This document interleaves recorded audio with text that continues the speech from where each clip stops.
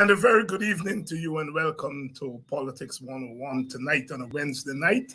Welcome all of you, whether you're joining us from Guyana or outside of Guyana. A little late start. I was running from a planning meeting for Emancipation Weekend. You know, it's upon us. And I was running from the meeting there. So a little start, but we're on. Please share the link. Please do share the link and let everyone know that we are on tonight. We are going to be continuing our discussion on the strategic plan.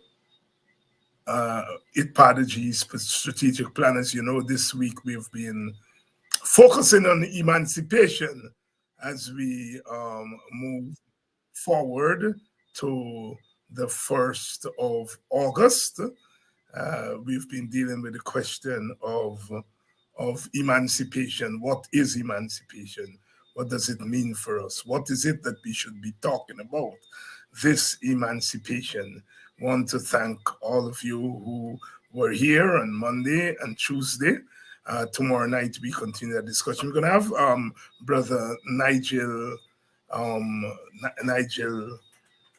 London on tomorrow night, and I'm trying to get attorney at law Roysdale Ford, because you know those two cases, the PSU case, PSU Credit Union case, and the case regarding the potential permanent secretaries, no, parliamentary secretaries that the PPP appointed, and the court said that they could not appoint them because they were not extracted from the list. So those two cases, and we want to talk about them. We're trying to get Roysdale on Friday, and we're going to try to be on over the weekend, because by the time we come back Monday is the 31st, Emancipation Eve, and Tuesday's Emancipation Day. Lots of activities. I want to thank all those of you who have contributed to our Emancipation Fund drive. I want to thank all of you. I can't remember all the names off the top of my head, but we're going to get to that before the end of the week. You know who you are. Thank you all so much for contributing to our Emancipation Fund, and we are going to run that fund, leave it open until Friday. So welcome to all of you who are joining us from the wider Caribbean, those of you who are joining us from North America, from Europe. Good night to you in Europe. Welcome to Politics 101. We have Dr. Thomas Gittens on tonight, and we are going to be talking about those objectives. Tonight we want to talk about rebuilding the capacity of the African Guyanese Collective for learning and improvement through education and training, promote the refashioning of an education system and the curricula that include and recognize the history and culture of Africa and African Guyanese. Institute policies, programs, and actions that contribute to a rounded socio-cultural and science-based education for the youth, including instilling appropriate attitudes, behaviors, and values, and build a cadre of African Guyanese educators, trainers, and technical level instructors for sustainable intergenerational learning and advancement of the African Guyanese Collective. That's what we're going to talk about tonight. And I hope we have a fruitful discussion, because I tell you what, we know that the standard of education has declined in Guyana, and it affects all ethnic groups, especially those ethnic groups that don't have ready access to the resources that are needed to supplement the formal education system. And so education remains an important indicator of how far we have drifted. Um, so we want to talk about that, especially as it has to do with African Guyanese. You know that our community, we're very jealous of education because when doors were closed to African Guyanese in commerce, business, um, and those areas that have to do with wealth generation, we turn to education as a means of social mobility. And I usually say to people that when you look at people like Dr. Gittens and myself and all the others, that we came out of the bowels of the poor and the powerless. And it is through education that we have been able to make some impact on our country, our region, and the world at large. And that while the world has moved on, education still remains an important asset. And it must be in a country like ours, in a country like ours. And for African Guyanese who do not enjoy the kind of intergenerational wealth in terms of money and so forth, education still remains important. And even when we manage to generate more entrepreneurs, we still have to hold on to education.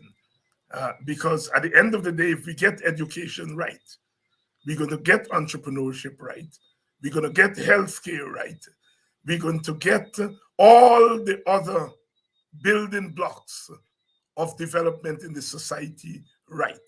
And we, as we said, you know, circumstances pushed African Guyanese towards education. And we've been able to give that as one of the gifts to Guyana. And today we look at the education system and we look at the decline. And the decline in the Guyanese education system is reflected in the decline in all of the ethnic groups, including our own group. So we want to talk about that and link that to development. Let's bring in Dr. Gittens, who himself is an educator, lifelong educator. All of us are in some way, one way or the other. Dr. Gittens, good evening. Good evening, David. And thanks for having me And on again.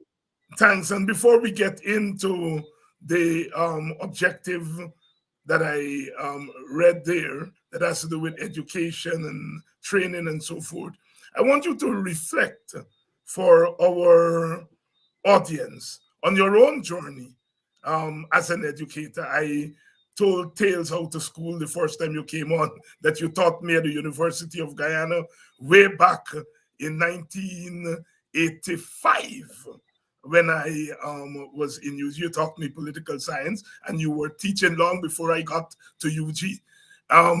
Walk us through your own journey and what education was able to do for you, because I rather suspect, like all of us, you came from that place where were it not for education, we may not have been on this, what the Americans call the bully pulpit today. Over to you. Okay, thank you. Good evening again, David. Good evening to our audience out there. And it's great to be with you once again.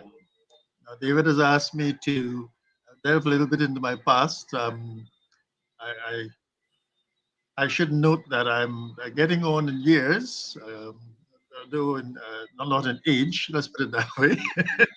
But in terms of your question, David, I started off actually as a school teacher, having finished my advanced levels. In those days, you did advanced levels, and now I think it's advanced levels. And I taught history and French and Spanish in my first foray into the world of work. Um, Thereafter, I went abroad, but I went to UG first of all. I did my first degree at UG in history and sociology. Then I went abroad to Canada and I did a master's and I continued with a PhD. This is at Carleton University in Canada. And while at university, of course, as we all did, I did some teaching at university level while overseas. And then I came back in 1980 to University of Guyana, where I spent the next 10 years, and David, that's where we met. Um, but I should mention that, in fact, in my earlier secondary school teaching years, I actually taught for 5 years. So I have had a fairly solid 15 plus years of teaching. Um, in 1990 or thereabouts, I actually went into the world of development um, when I joined the United Nations Development Program, first in Guyana and then forays in Trinidad and New York and then Suriname. But it was still a bit of teaching there because, in a sense, a number of the programs we did at UNDP at that time had to do with education and training. So I never really left the field, so to speak. I just played a different role in the latter part of my life, in my professional life. So, frankly, your other question in terms of what education has done for me, it certainly has, as you quite rightly said, David, opened up lots of doors. Um, I don't want to get into the whole, if you will, saga, shall we say, but I should note that my parents and my siblings, I'm the last of nine, my parents and my siblings were very keen that I should progress in the world um, in academic life. I remember that my brothers and sisters made a contribution to my remaining in school and continuing on advanced levels. And even when I was abroad at university, they'll have to pay for my printing of typing my theses and my papers and so on and so on. They were always very encouraging, and that's something I try to do in turn, in a sense, giving back with my own children and, of course, with others around me. Because clearly, education, as you quite rightly said, is key. The mobility is key to self-actualization, is key to everything that we want to do. I remember we had that discussion last week as to which was primary, whether it is economy that was primary. I hesitated a little bit because even though I said, well, in Marxist terms, the material basis, it's also, and David, I'm going to get a little philosophical now. Gramsci talked about hegemony. And hegemony is where culture and other forms of social organization and social learning and social domination take place. So it's not only the economic. Education is very important as far as forming that superstructure of society and, of course, helping to reproduce the elements of society, including the culture. So there you go. So a little confusing, but let's not get bogged down with Yes, that. but no, it's the story that all of us tell. The story that all of us tell. As you said, the family was very critical in terms of your own education. I remember when I was going on to do my master's, and we didn't have money, and I remember one of my sisters, my sister that followed me. She is a braider. She did hair out of her apartment. And she said to me, my brother, go on and get the fullest education you can get. If I have to plait hair until my fingers sore, I'm going to help you. She was younger than me. And often that story about the family and how the family helped us to get where we are is not told, because people talk about the dislocation of the African Guyanese family. But you and I and others can tell the story about what the family did for us, uh, Dr. Gittens. Yeah. And we shouldn't forget that, and I think we should also spread that message as widely as possible. It's one way of in fact, returning the family and family structure to its rightful place as a means or as part of the process of bringing up the future generations and, in fact, instilling in them the kinds of values, etc., that we find, that we think that rather that are appropriate, if not useful. Yes, Dr. Gittens here. And one of these days we have to talk about the African Guyanese family, because I think it's an institution that has been misunderstood and misrepresented, even by some African Guyanese scholars. But I tell you that that extended family, has been so critical in getting, I would say, most of us to where we are today. Even when they didn't have money to contribute, the fact that we knew that they were there was so important. And the African Guyanese family, mostly led by women as head of the household, and even when they were mothers and fathers in the family, women, the mothers, still took the lead in holding the family today. Don't forget the grandmothers too. The And grandmothers the played a grandmothers, very critical role. and the grandmothers, and the grandmothers, In fact, and sometimes more so. I remember my own family structure. My grandmother, my maternal grandmother, was indeed the matriarch of the family. My grandfather sat down quietly and he did, what he had to do. But my grandmother was the leader, the organizer, discipliner. yes, yes. In my case, my auntie, as we call her, she in very graphic terms made it very clear that if she had to wear one underwear so that I would go to school, she will do it. Of course, she didn't put it so nicely. The language was Indeed, much more colorful, indeed. yeah, very clear about the importance of education. Indeed. So that's what we're going to talk about tonight, Dr. Gittens, and we are joined by Sister Olive Sampson. Olive, we've been talking here about the role of education and the family in terms of social mobility. People see you, they see Dr. Gittens, they see myself, and they see the finished product. But Yeah. what went in to all of that is sacrifices of the family. And we were making the point that the families, the Black family, has not been properly represented in terms of its impact in holding our community together and certainly contributing to what we now call upward mobility. Your comments? Yeah. Well, forgive the lighting. I'm going to adjust that in a bit. But I know from my own experience, first of all, good evening to you and apologies for being a bit tardy. But I know that it is our families that have us where we are today. And the fact that they stressed education. They stressed education above all else as a path forward.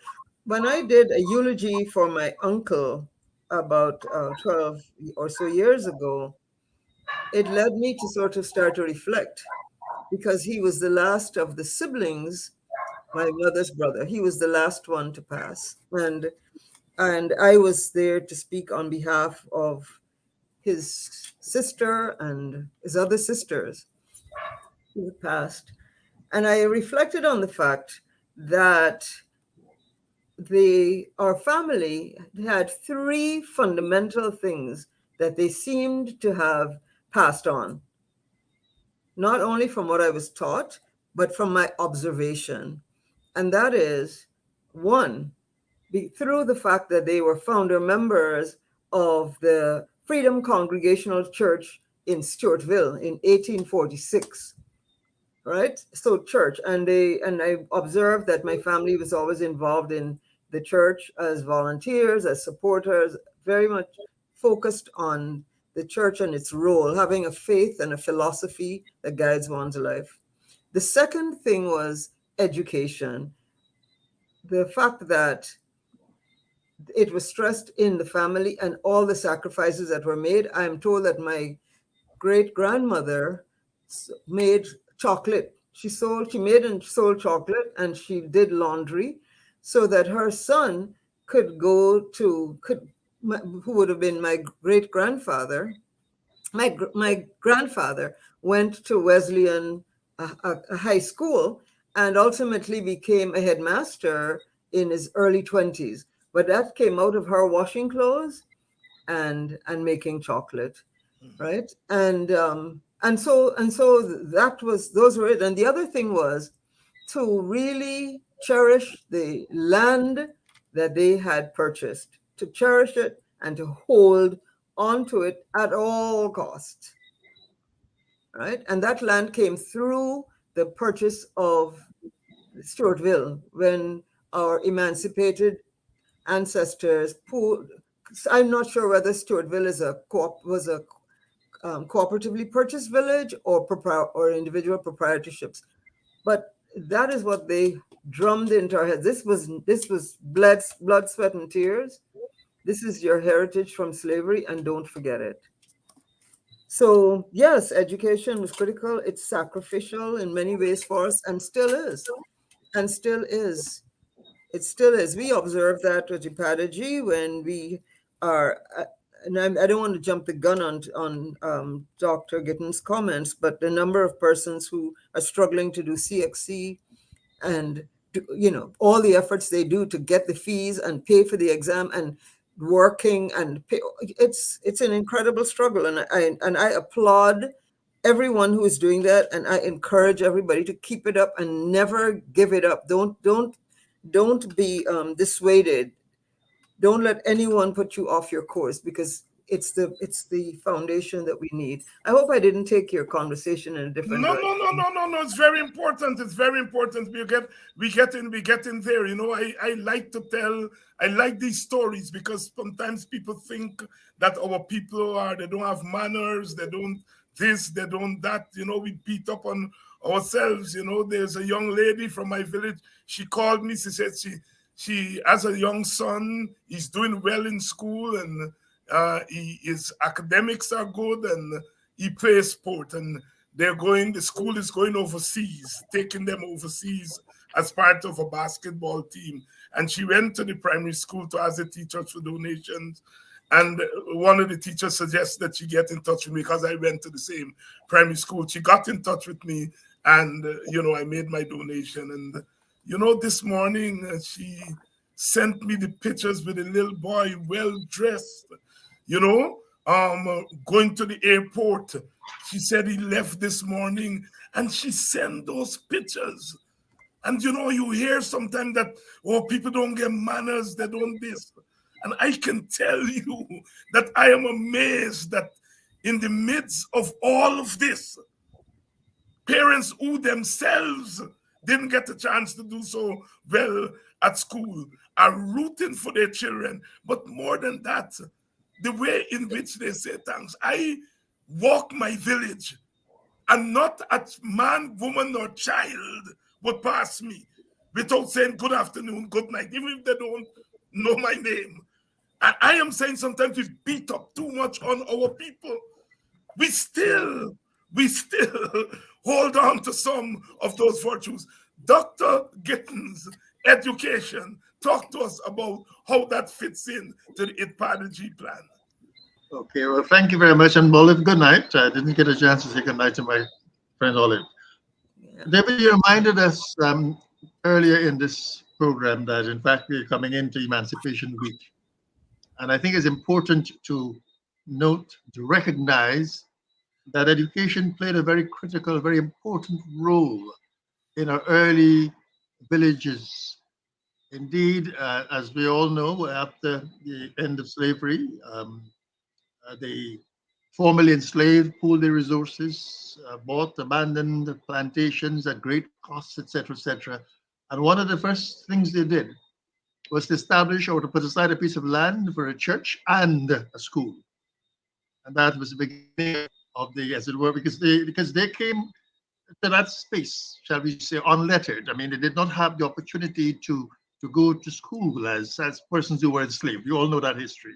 But then they recognized the importance of education. And so they set aside that spot, that piece of land, the villages they bought, for the church and the school. And that, of course, is part of the legacy of our ancestors coming out of slavery, coming out of the period of enslavement, I should say, and into the world of persons with a mind of their own, with agency, with an understanding of what they needed to do to take themselves and their offspring forward. Education, very critical. And of course, as we all know, of the first teachers, especially not first teachers, but in the post-emancipation period, it was the persons of African descent, who came out of the plantation system, who within the villages became teachers and in the settlements became teachers. And those are the first ones who, in fact, occupied that space as teachers up to quite recently. The history of the teaching profession in then British Guyana and then Guyana is one of the history of African Guyanese and their contribution to education. So I just wanted to make those comments as a prelude to going into the strategic objective 3. Okay, so if you've read it out, I wouldn't go over it as it were.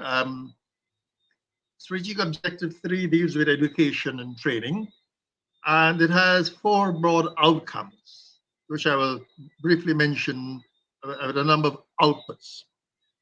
I should mention that education in this objective is seen as a means of restoring agency or the ability of African Guyanese to actually make their own future, shall we say.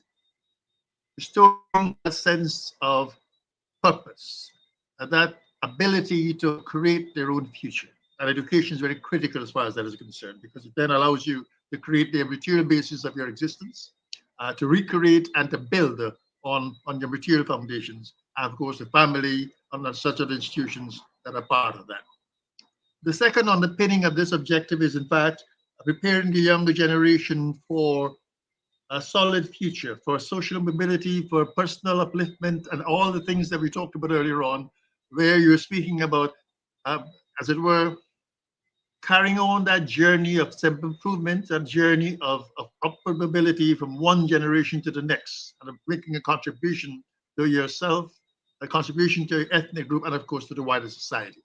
And so that's the second thing that underpins this particular objective, this objective number 3, that is preparing the younger generation for a social mobility, for upward mobility, and for a future of self-actualization, of development. And the third aspect, and I'm being very general in terms of how I characterize it, but the third aspect is that of restoring our culture and traditions. Very important. We started talking about it a little bit earlier on in terms of when I mentioned the concept of hegemony, how our people are able to dominate others. And in a sense, culture and traditions are very important in grounding us, in helping us to understand who we are, where we came from, and indeed what we're capable of. Because if you understand that history and that culture, you know what your ancestors have done, and because they in many ways struggle to put you where you are, and you also understand your place in carrying out and carrying on that struggle and carrying on that process of building, as it were, of the collective. So those are the underpinnings of this strategic objective that is long, as it were, but basically, in a sense, these are those 3 aspects very, very importantly.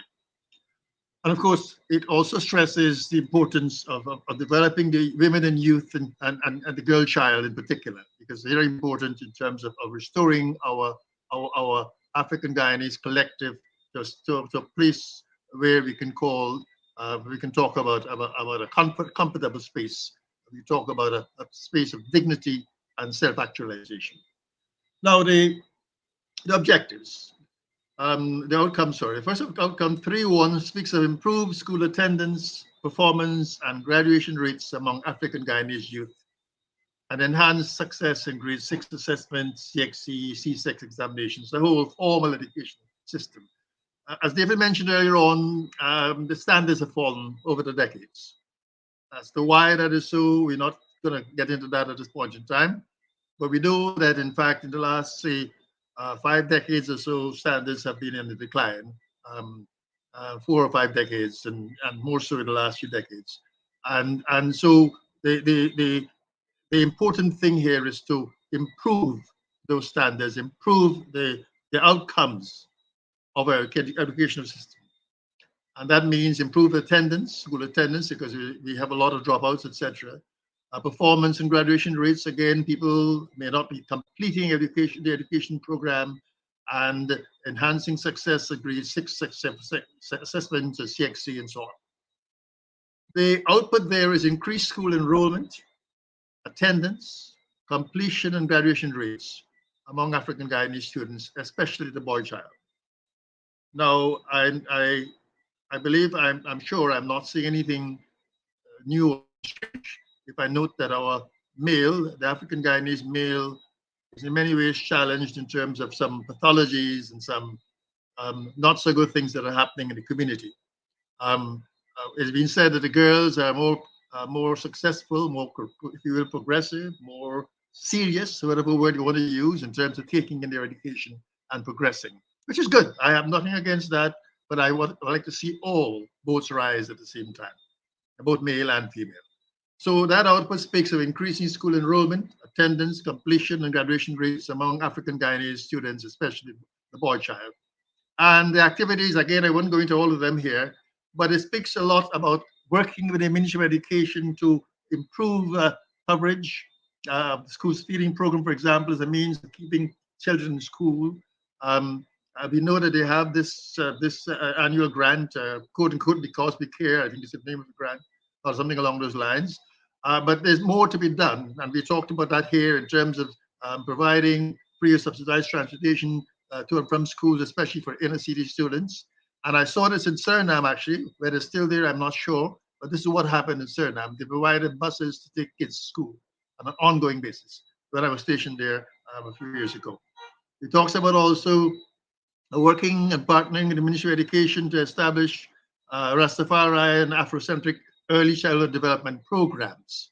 Again, here an emphasis on the Rastafari as part of our collective, as a neglected and sometimes as a, shall we say, as a segment that is vilified in many ways and seen as not equal to others. Providing counseling and mentoring and career guidance, etc., at the school level as important activities at the school level. Implementation of sensitive school policies dealing with teenage pregnancy, integrating or reintegrating teenage mothers. This is a whole issue that I know has been with us for some time. The whole question how we deal with teenage pregnancies and the fact that some teenage mothers, whether they are forced to or whether they think they need to, but they don't continue education, which is unfortunate. Working with the Ministry of Education in terms of career guidance, as I mentioned before, and promoting teacher parents organized associations. One of the things that I know that was very critical in the early days was the importance of the Parent Teachers Association as a means of parents in particular becoming involved in their children's education and ensuring that their children got the appropriate education, ensuring that in fact that there was appropriate attention to their children, and the fact that parents in those days were very involved in the PTA meant that the students or the children knew that the parents were watching them, quote unquote.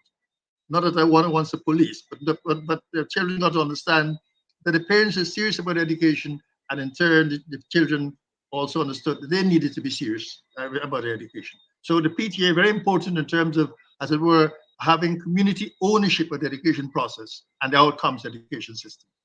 So that was the first outcome on the strategic objective 1 that dealt with the school system and improving standards, etc. Outcome 3.2, that's the second outcome rather on the education, reads as follows: African Guyanese school children and the young adults, including young girls, provided with a well-rounded education and is instilled with appropriate values of respect for parents and elders, love for self and community, and dedication to moral and social upliftment. This is where we talked about the value systems that in fact education should be instilled in our youth. And I mentioned here the young adults, including young girls, because it's very important that all are involved and included in this process. The output there, first output is one speaks about an expanded education curricula at primary and secondary levels to include more in-school and extracurricular components in cultural studies and performances. The importance of culture, in this case, the African Guyanese culture, being instilled at a level of the school education system. Because as I mentioned earlier on, culture is what grounds us in terms of who we are, where we've come from, and where we're going, and in understanding ourselves as part of a larger whole, shall we say. And in a sense, with the absence or with the, shall we say, the assault on culture. I mean, as we all know, during the period of slavery, our enslavement, our African ancestors were robbed of the culture that they practiced and that they enjoyed and that held them together in the native Africa. That was taken from us, from our ancestors. Some of it remained, and we know that is so. We have survivals, notwithstanding the ravages of enslavement. There have been survivals of the African culture until today, although in a very much weakened form. What this particular output speaks about is using the educational system to, as it were, and the curricula at the primary and secondary levels to include more in-school and extracurricular components in cultural studies and performances. And here we talked about, I mean, in terms of the activities, again, I wouldn't go into all the details. We talked about inclusion of more in-depth cultural studies, including African Guyanese history in the school curricula. We talk here about advocating and with the Ministry of Education, live extracurricular and other after school programs in African Guyanese dance and music, art and literature, etc., and for other forms of cultural expression.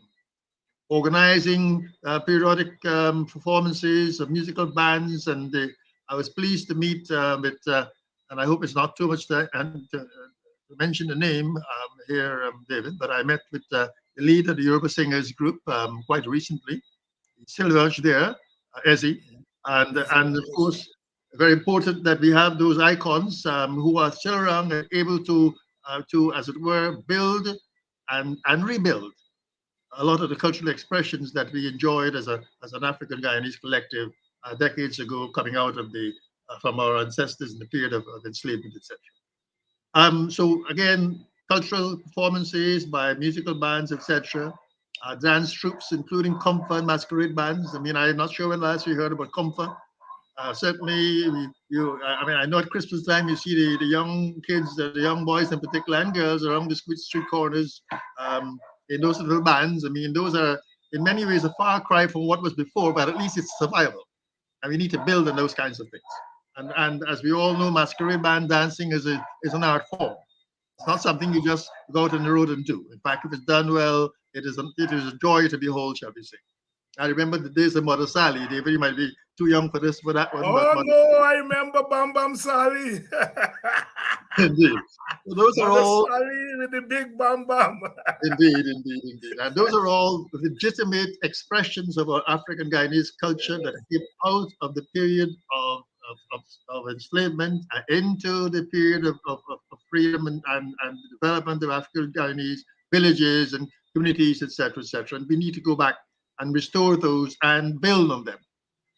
This also talks about organizing inter-school and inter-school competitions in dance and music, etc., as a means of actually building that esprit and of helping our sisters and young sisters and brothers from other communities to know each other and to understand each other. The whole inter-school, inter-county or inter-regional or what have you, sports and other competitions very critical in that regard. And all this talks about partnering, talks about the promotion of Guyanese villages, experiencing villages and communities in the PTAs and so on, and working to improve content, quality, and delivery of education at that community level. It's very important. That was the second outcome and the output. The second, I tell you what, I'll give you a little pause so you can catch your breath there. Let's bring in Sister Olive. Olive, you heard the outcomes there while Theo is taking a breather. Give us a kind of Ipadaji overall perspective on those outcomes that he talked about there. You're muted. I think you're muted. Yeah. Great. Thank you, David.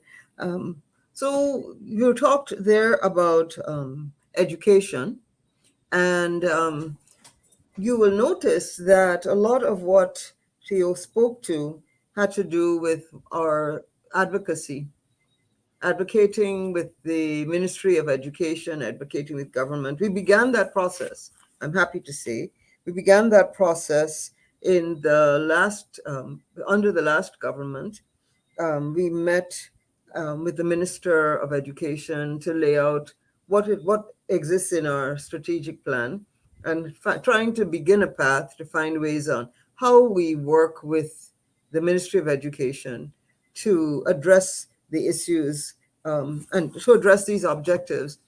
One of the things that I really want to stress here is that in working with the Ministry of Education to achieve the outcomes, the outputs that Dr. Gittens spoke of, that Theo spoke of, we are clear, and I want the audience to be clear, that these are improvements for every single child in Guyana.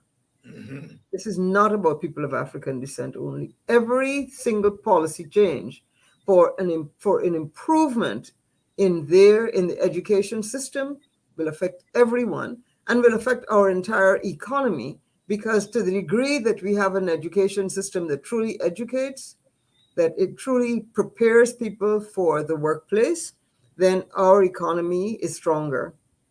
And so I just want to make that abundantly clear, that our advocacy does not focus on just siphon off our children into some separate space and do this for them. But here are things that are important for our entire system.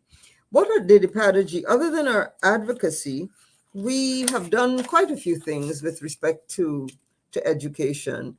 First of all, we were able since 2018 to provide a few scholarships to persons who were going on to tertiary education, and actually postgraduate education, mostly for students who are going to law school, and also persons who were following up, completing studies in medicine overseas, and as you know, the law school in Trinidad.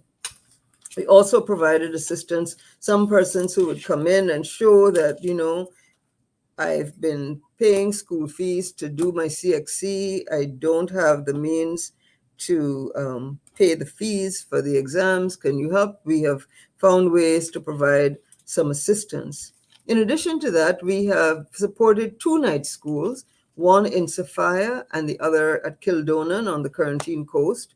Each of these night schools provides opportunities together for about 120 students each year to take at least 5 subjects at CXC.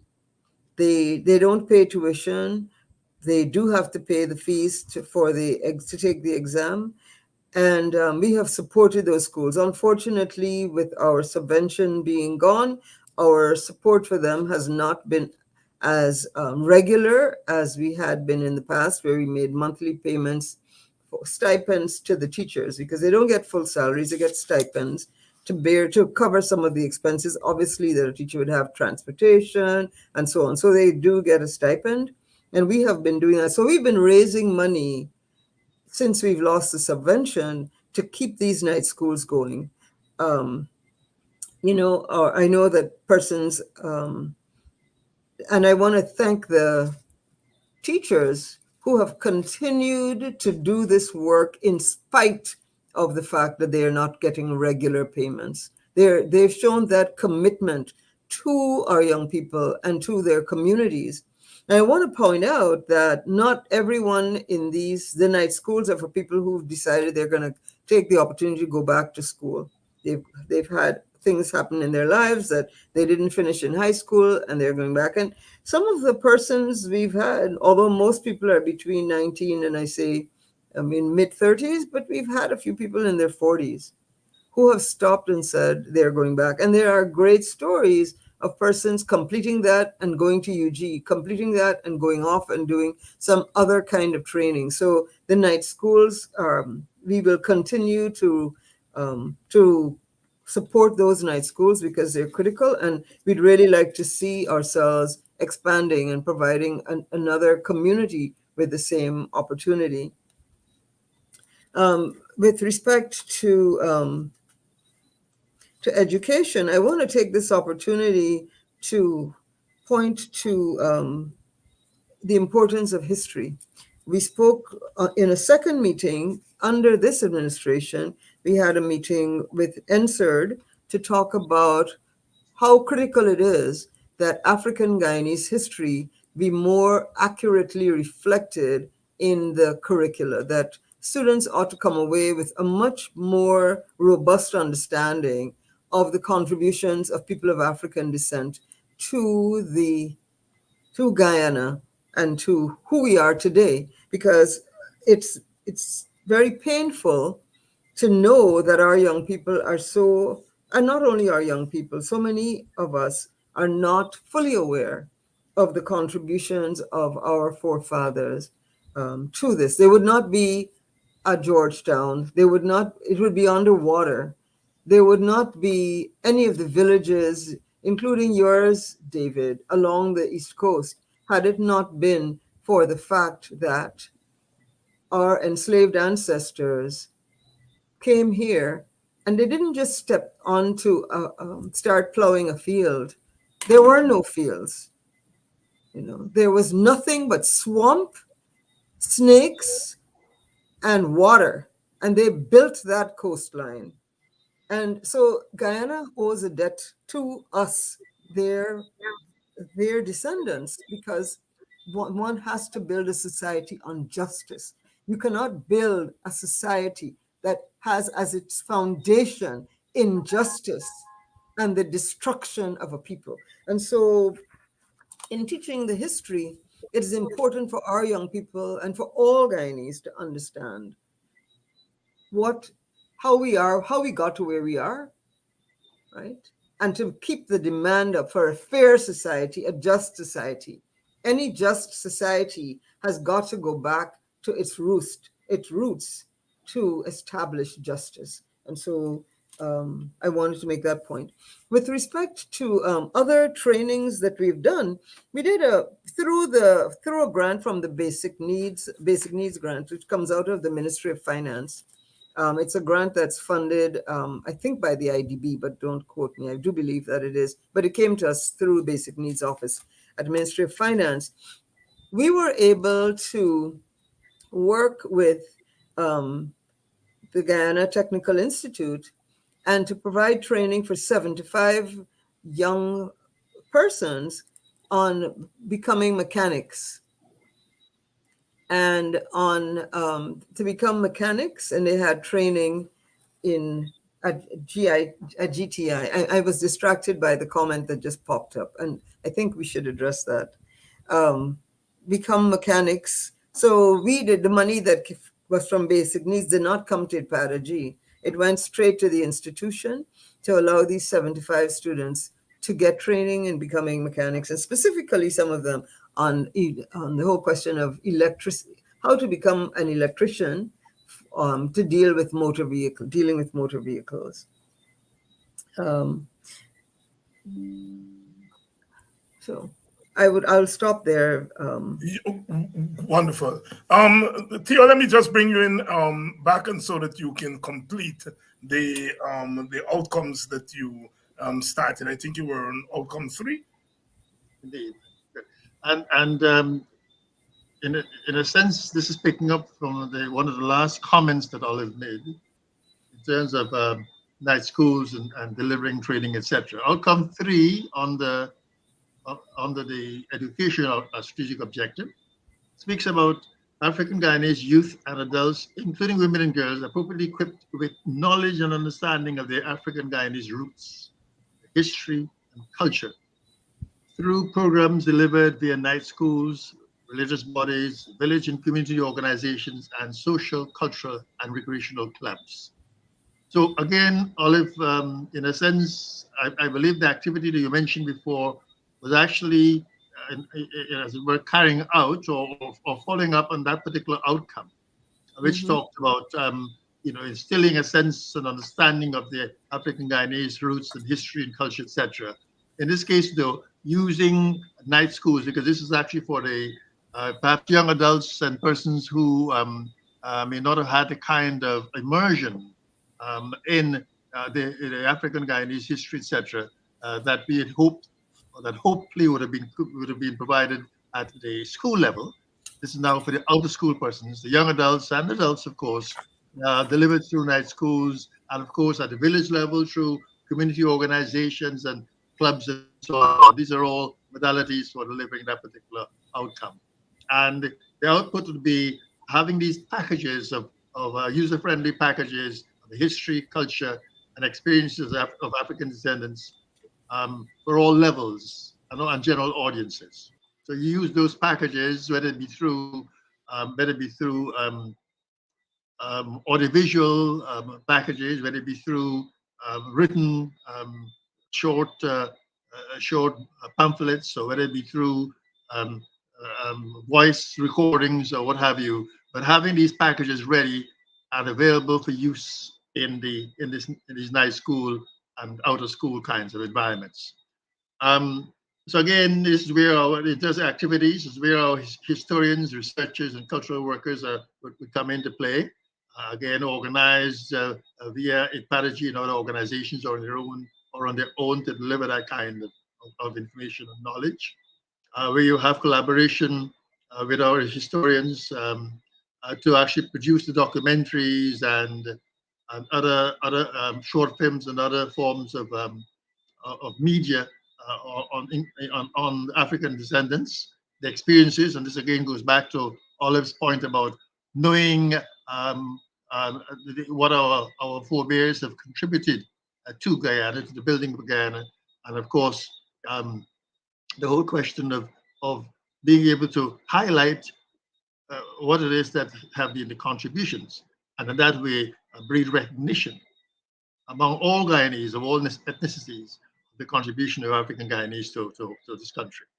Another activity there would be to work with the Rastafarian community in development and dissemination of Afrocentric Rastafari reading, stories, textbooks, etc. And goes on the line. I mean, TV stations to deliver programs, serializing, broadcasting, and publishing packages on African Guyanese history and culture, and so on and so on. And I think in a sense we have a good understanding of what it will take to actually disseminate that widely in the community, using various media and using also electronic media that is out there. So that's the third outcome on the education strategic objective, and the final outcome deals with. And David, I figure you were asking yourself when I was going to come to this, or when I was going to talk about it. Building. Let me read it. African Guyanese, including women, enabled in larger numbers and increasingly so over time to attend and graduate from advanced training institutions, and empowered with knowledge, expertise, skills, and aptitude to enter the professions and other high-paying jobs. Now we hear about the slippage in terms of the performance, in terms of the place, in terms of the contributions of African Guyanese to the higher levels of economic activity and training, etc. Over time, and whether true or not, and that's something that's subject to another discussion. But the fact is that this outcome 3.4, speaks to actually building or sustaining that level, that high level of functioning among our African Guyanese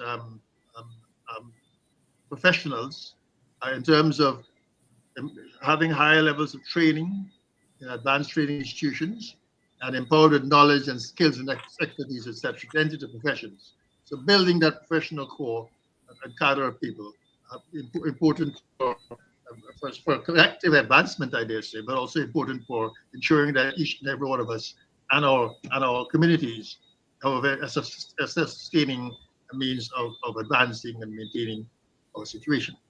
And the output here, output 3.4.1, speaks of increased numbers of African Guyanese graduating annually from the University of Guyana and other tertiary and teacher training institutions, and filling managerial and teaching positions in the public and private sectors. So talks over here about numbers of African Guyanese graduating, entering the professions, and occupying positions in managerial and teaching positions in the private and public sector.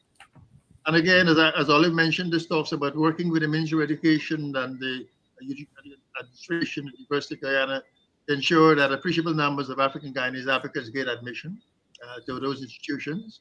We're talking about the working in Ministry of Finance, the discontinuation or abolition of fees and other charges. Now, I'm not sure where that is right now in this day of our oil economy and our superfluity of oil revenues, whether in fact there has been any movement. I would like to be advised whether there's been any movement in terms of dealing with the question of fees at the university and higher education institutions, etc. I remember in the 70s, the slogan was free education from nursery to university. And even I think many of us, certainly I benefited from that in the 70s. I did. Yeah. Okay. So in this day of a support of an abundance of oil revenues, I think it's important that we talk about that also once again.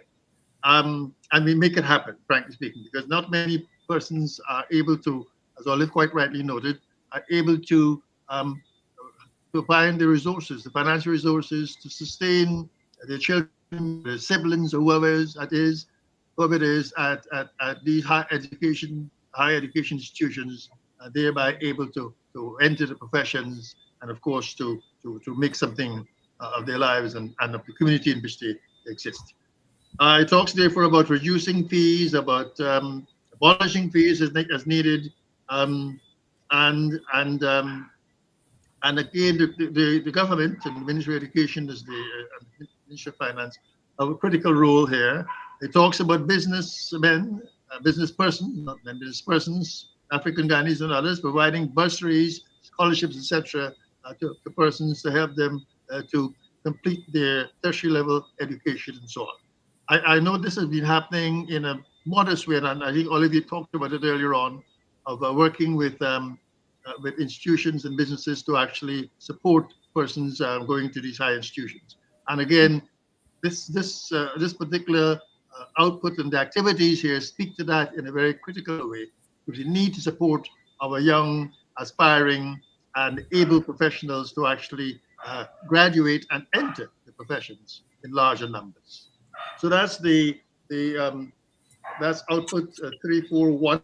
And there's another output I have here, David, that speaks about increased numbers of African Guyanese qualifying annually. Yes. Qualifying annually in disciplines such as medicine, law, engineering, accounting, and other high-paying professions, and giving back to the communities and serving as role models. Very critical. This is how we're going to advance as a community, as a collective, where those among us who are able to while stepping up the ladder, so to speak, are able to offer a hand down to those who are still on the way up. And that way bring everyone up to the appropriate level. And education and training, especially higher education training, very critical in that process. So among the activities, you talk about working with the professional associations, Medical Council, Guyana Association of Professional Engineers, Bar Association, Criminal Lawyers Association, accountant bodies, architects, a whole range of professions to actually in establishing scholarships and bursaries for promising and well-deserving African Guyanese students. We talk about advocating and partnering in the Ministry of Education, legal affairs, etc., to ensure that people who wish to attend law school in Trinidad and Jamaica, and medical schools in Jamaica and Trinidad again, are able to do so because, of course, the costs are extremely high. And again, working with African Guyanese businesses, law firms, etc., to again support young professionals in securing their higher education qualifications in Guyana and abroad, and of course partnering with foreign-owned. And here we have not forgotten the need to work with, because you now have a huge number of foreign companies working and operating in Guyana and extracting great wealth. And it's time that they also give back. So this speaks about encouraging and partnering with established local and foreign-owned firms and conglomerates operating in Guyana, especially in oil and gas, and mineral extraction, construction, etc. Establish generous scholarship and bursary programs, equally and equitably available and accessible to promising and well-deserving African Guyanese students. So very critical that we have our business community, both the local and the foreign business community, playing its role in supporting the aspirations of our young African Guyanese to enter into professions and to acquire higher levels of skills, etc. To the extent that they do, that we all do, that helps not only the families and communities, but it helps the country. And so it's a win-win in that sense. And so instead of having then to import, and I don't want to get into the politics of the matter, but importing people from wherever as nurses or drivers or what have you, let's build on what we have here, and let's ensure that we're able to provide those skills. There will always be need to import skills, but certainly certain levels that we've been accustomed to providing over the decades, there's no reason why we should now find ourselves in a situation where we can no longer do that. But I rest at that point. And David, that was the last of the our strategic objective number 3, dealing with education. With education, and that training and graduation from tertiary institutions is so important for us. I remember I did my first 2 years at UG and then 2 years at the University of the District of Columbia. And I was able to transfer my courses from UG, and they did an evaluation. And the evaluation was based on the standard of education in the country. You'll be happy to know, Theo, that for your course, I got 9 credits, which was the equivalent of 3 courses. So your 1-year course, they evaluated it as 9 credits, which is equivalent to 3 semester courses in the United States of America. No, I say that before. Over 30 years to hear that, David. Say it again for me. I said I had to wait for over 30 years to hear that. But as they would say, Theo, you go away, so I didn't see you. But I give that information for our audience to know that Guyana and Guyanese education system was not always the way it was just 30 odd years ago. Because this university, they used an evaluation system that took into consideration there were 10 factors. They looked at the country, its output, etc., the level of its faculty. I remember looking at the 10 things, and they were able to award a 1-year course 3 semester credits. And so for this audience and other audiences to know that our Guyana was not always what it is today in terms of education, and for all to know that another world is possible. And that's what IPADA-G is about. It's about restructuring our education system to meet the demands of the society, and where we can get back to the point where you can take a Guyanese transcript from the University of Guyana and be credited in a sense, because at a year or 2 semesters in America, it's worth 6 credit hours, right? But with the same 1-year course coming from Guyana, I got 9 credits. Yes. I can also share, David and Olive, that in fact, when I graduated from the University of Guyana in 1976, I was able to proceed to Canada on a full scholarship from Carleton University. Full meaning not only tuition but also a stipend that allowed me to live reasonably comfortably. But it was on the basis of their assessment of my degree from UG, the quality of the instruction I received. And here I must give, again, as you've been sort of mentioning my name, David, I have to also mention Dr.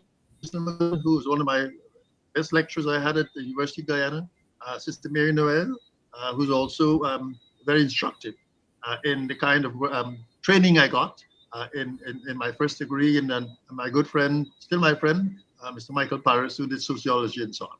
Yes. So we certainly were able to, shall we say, use the quality education we got, and then be able to move on and to move outside of Guyana and to actually be able to progress even further based on the fact that what we got out of UG at that time was recognized for its excellent quality. Thank you very much, my brother, and thank you. As you said, you waited all these years. I'm saying thanks to you. No, Olive, where has Ipadaji been in relation to the other outcomes that Dr. Gittens talked about there? Yeah, I made some notes as you were speaking because there's so many things that with respect to education, because there are times when education and training are closely tied with, of course, with economic activity, because one receives training in some instances specifically for that purpose. And I'm reminded of a training program that we conducted. We gave a small grant to one of our member organizations in Kildonan on the Corentyne Coast. This organization really focuses on youth in the villages around Nerney, Kildonan, and the third village escapes me. But there's a high youth unemployment in those communities, and they came to us with a proposal to put together a training program, a classroom, 2 weeks in class on business development, on entrepreneurial skills. And what was, I think, unique about this and that really encouraged us to support it was the fact that the young people who came to the program had either just started a business or had a piece of land they wished to utilize for a particular business, or had a piece of land or had a business idea. And they had a mentor who was already in that business and was going to hold their hands following their training. And so we were able to graduate 12 young business persons coming out of that program. Some of them went into poultry rearing, some became barbers, a couple of women were cosmetologists, seamstress, but they understood how to take the skill that they had, some of them how to take the business that you're already operating to the next level, how to structure it as a business where you can get your GRA because you have you're keeping your records. You can register your business with SBB. I mean, really take a quantum leap from a very informal business arrangement to a formal business. And so that was one of so here we have a combination where this is training, but the outcome was specifically a business, operating a business in a business-like manner. And potentially, which is what we will talk about maybe another time, employment, providing other employment opportunities, not only for oneself, but for others in the community. I want to touch on one other thing that Theo talked about, and that is the preservation of culture, not only through the formal education system, but through public education and public engagement. And I want to draw attention to one of our member organizations that was the Buxton Friendship Museum, that captures the history of Buxton, but also the wider African Guyanese community. I encourage your listeners to go to that museum and to go to our Facebook page. They have an event coming up to celebrate emancipation, and there are tours of the museum. But they are a member of Ipadaji, and we support them. In fact, they were one of the recipients of a grant. We awarded grants in late July. People submitted proposals in June, July. We awarded grants. They would have been a grant recipient, except our subvention was pulled. And so as soon as we regain that subvention, they will get a grant to produce booklets so that that are written specifically for young people on history. So we support the museum, but we also finding ways to tell the story beyond those of who can go. Another important grantee, one of our sub-grantees last year, was the Guyana United Apostolic Mystical Council. That is an organization that brings together African churches, African religious groups, and they the grant that they submitted a proposal to do a publication that explains about these religions, their practices, their belief systems, to demystify them for the wider public, and so that they could understand what it is, what do these religions mean. So we supported a small grant to that organization, again, pending restoration of the subvention. In Peru, let me just say as an aside that there were 29 organizations that would have received, that were scheduled to receive grants of about 100,000 each. 15 of them already have received 85% of their grants, and the rest are pending. And so we're looking forward to continuing that work, whether it's poultry farmers, etc. So yes, we do work very closely with our community and support that kind of effort. I want to talk a little bit about our Investathon. While it is not, it's more economic, but it also is an opportunity where young business persons were given an opportunity through this program that's competitive, where persons are asked to pitch their business idea or their business. It's competitive in that they are winners, but everybody wins because everybody works closely with persons who give them support, who mentor them and guide them, so that they come out of this not only with a check, but also stronger, and knowing that they have this person that they can always turn to for guidance in their business development. So I wanted to just speak to that as an education. One other thing that during COVID, as I mentioned last week, we did a lot of programs online. And we did some work with the creative industries, looking at how, because I think African Guyanese represent 75% of creative industries in Guyana. Very much an untold story, but we're the artists, the filmmakers, etc. And finding how to convert those often sole, one-man operations and informal business arrangements into more viable formal arrangements that can be identified, and where their output can be easily identified, how much they contribute to our economy, and they can be tied closely into the tourist industry, so that people coming to Guyana are able to see and benefit from, and the creatives themselves benefit from the exposure. So we've done work both online and in person on this question of the creative industries. Our in person has more been in the working with small groups to develop proposals, because we are seeking funding to really further develop this particular aspect of our work. David, IPADG has done a lot, and there's a lot that we can share about what we've done. And so we really appreciate this opportunity that you have offered for us to talk about our work, particularly as we approach emancipation. I was reading something that former President Granger said recently, where he spoke about the fact that emancipation is an ongoing process, and it indeed is, because ever since emancipation, so many obstacles have been put deliberately in our path to keep us to prevent us from fully expressing our potential. And we have great potential in our community. It's very hard for anyone to snuff it out, and we won't allow that to happen.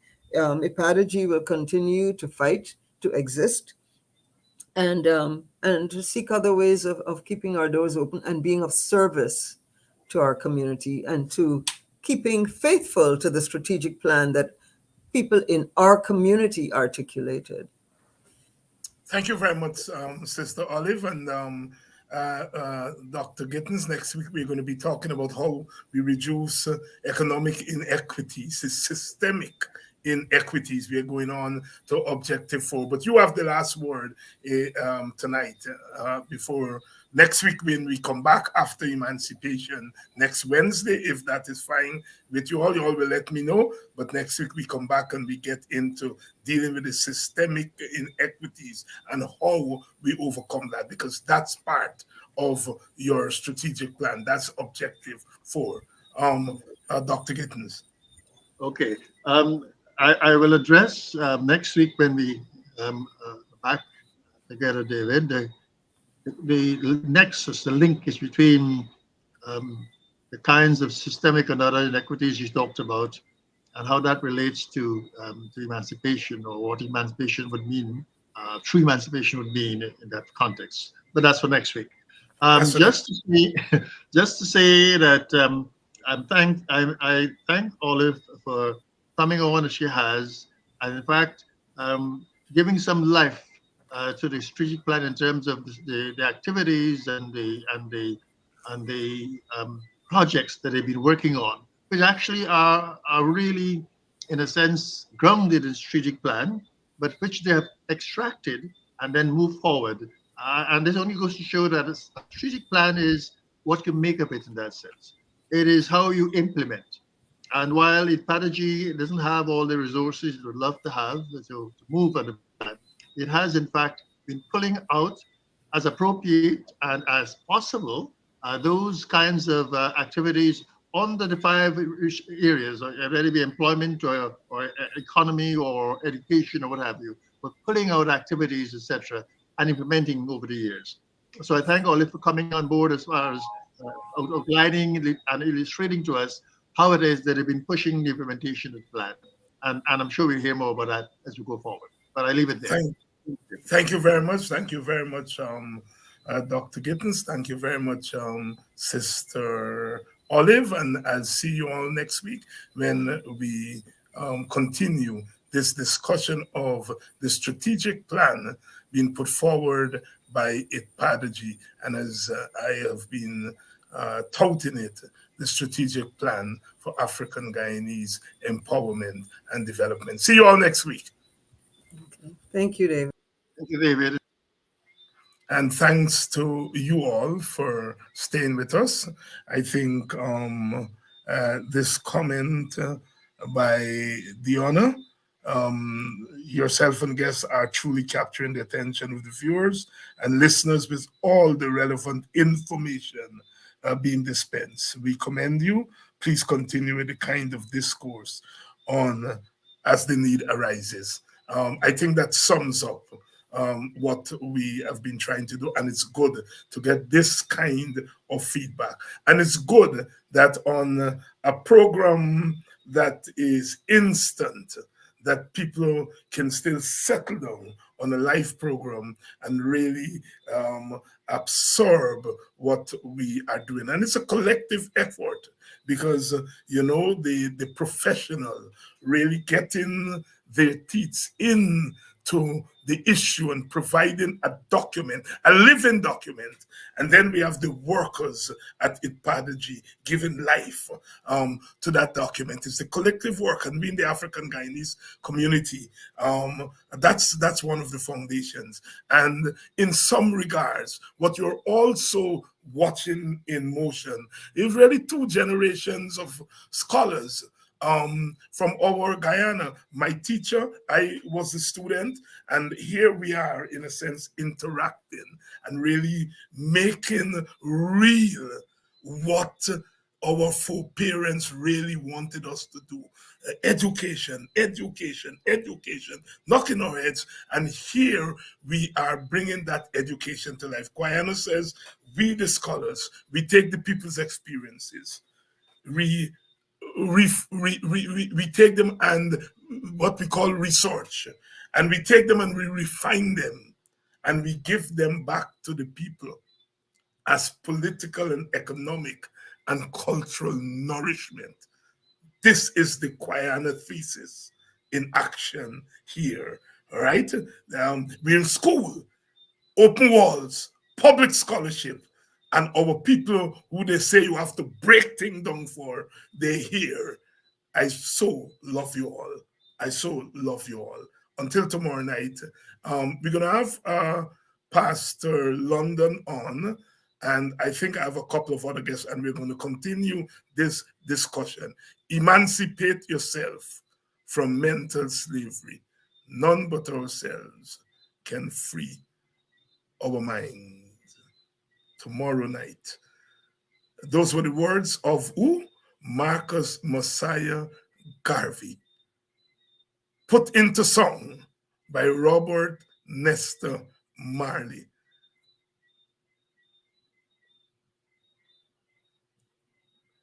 That connection, that collective work, the work of the activists put into popular music, the creative intellect, the creative imagination at work. I love you all.